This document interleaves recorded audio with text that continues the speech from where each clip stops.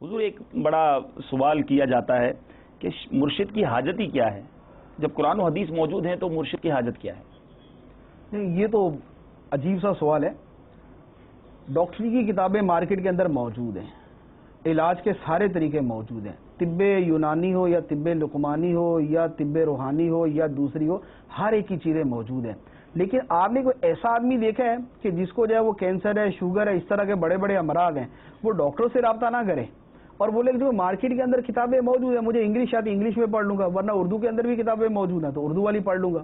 تو اگر کوئی شخص اپنے جسمانی امراض کا علاج صرف کتابیں پڑھ کر نہیں کر سکتا تو روحانی امراض کا علاج بھی صرف کتابیں پڑھ کر نہیں ہو سکتا۔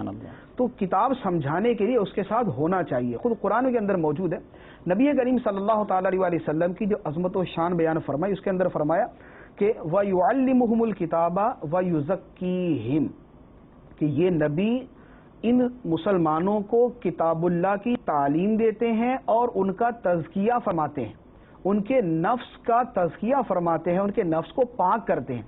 تو اس سے پتہ چلا کہ تعلیم کتاب کے ساتھ تزکیہ ایک جدا گانا چیز موجود ہے۔ تو پیر پکڑنے کا مقصد یہ ہوتا ہے کہ قرآن و حدیث کے اندر جو ہے ایک چیز بیان کی ہے، لیکن لازمی بات ہے کہ ہر آدمی کے ساتھ جو صورتحال درپیش ہے بعینی وہی صورت اس کو قرآن یا حدیث میں مل جائے، یہ مشکل ہے۔ مثال کے طور پہ قرآن پاک کے اندر ہے حسد کے بارے میں کہ حسد جو ہے وہ ممنوع ہے، حسد سے پناہ مانگی گئی ہے۔ احادیث مبارکہ کے اندر موجود ہے کہ حسد جو ہے یہ حرام ہے، نیکیوں کو کھا جاتا ہے۔ اب آپ مجھے یہ فرمائے کہ ایک آدمی کو یہ پہچان کرنی ہے کہ میرے اندر حسد ہے یعنی وہ کیا کرے؟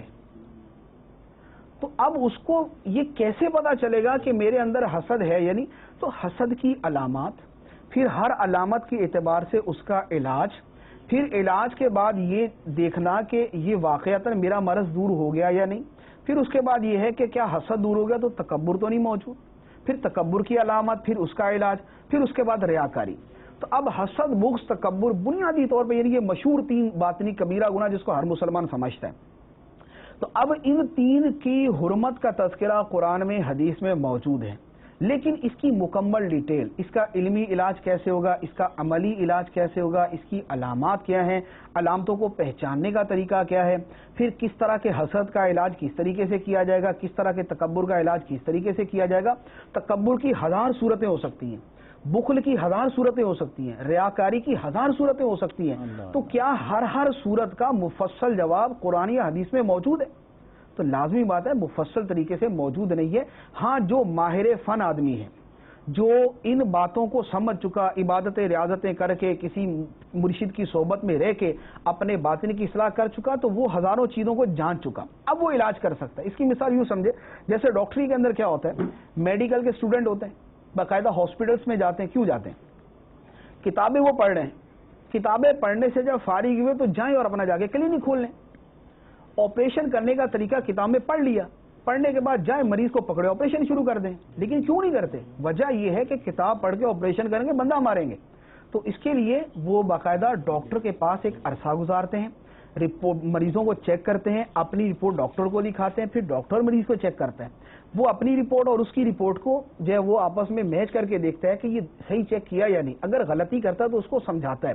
آپریشن کے لیے پہلے اسی نئے ڈاکٹر کو پاس کھڑا کیا جاتا ہے، وہ صرف دیکھتا ہے، وہ کوئی چیز پکڑاتا ہے، بس اس نے اتنا کرنا ہے۔ ایک عرصہ گزرتا ہے، پھر اس کو چھوٹے موٹے جو نا وہ کٹ لگانے کی اجازت دی جاتی ہے۔ یوں ایک وقت گزرتا ہے، اس کے بعد جا کے یہ آدمی ایک سرجن بنتا ہے، پھر یہ ماہر سرجن بنتا ہے۔ تو باطنی امراض کا علاج، باطنی آپریشن، باطنی مواد کو نکالنا، اس کے لیے بھی ضروری ہے کہ آدمی باقاعدہ کسی ماہر فن سرجن جو باطنی سرجن ہے اس کے ساتھ رہے، کتاب پڑھے، اس کے بعد اس کی صحبت میں جائے، پھر اپنے امراض جو ہے اس کے سامنے پیش کرے، وہ اس کے ایک ایک مرض کو دیکھے گا، اس کو علاج بتائے گا، پھر اس کے بعد چیک کرے گا اس کا مرض دور ہوا یا نہیں ہوا، پھر اس کو دوسروں کی اصلاح کرنے کا ملکہ اور اس کا طریقہ سکھائے گا۔ یوں ایک عرصہ گزرتا ہے تو اس کے بعد جا کے ایک مرشد کامل تیار ہوتا ہے۔ تو دنیا کے کسی کام کے اندر اگر صرف کتاب پڑھ کے کوئی آدمی تیار نہیں ہو سکتا، تو اسی طریقے سے قرآن اور حدیث پڑھ کے بغیر کسی سے سمجھے کوئی بھی شخص جو ہے وہ اس فیلڈ کے اندر ماہر نہیں بن سکتا۔ سبحان اللہ، سبحان اللہ، بہت پیاری آپ نے تشریح فرمائی تھیوری اور پریکٹیکل کے حوالے سے کہ کتاب موجود ہے لیکن پریکٹیکل بھی ضرور